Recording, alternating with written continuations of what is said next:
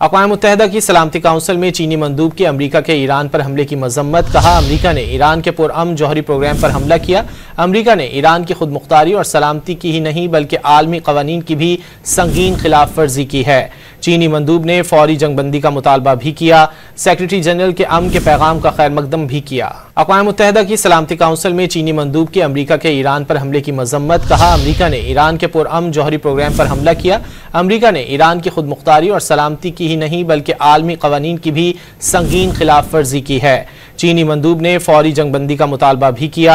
Secretary general के अमन के पैगाम का खैर मकदम भी किया। अक़वाम मुत्तहिदा की सलामती काउंसिल में चीनी मंदूब की अमरीका के ईरान पर हमले की मजम्मत। कहा, अमरीका ने ईरान के पुरअमन जौहरी प्रोग्राम पर हमला किया।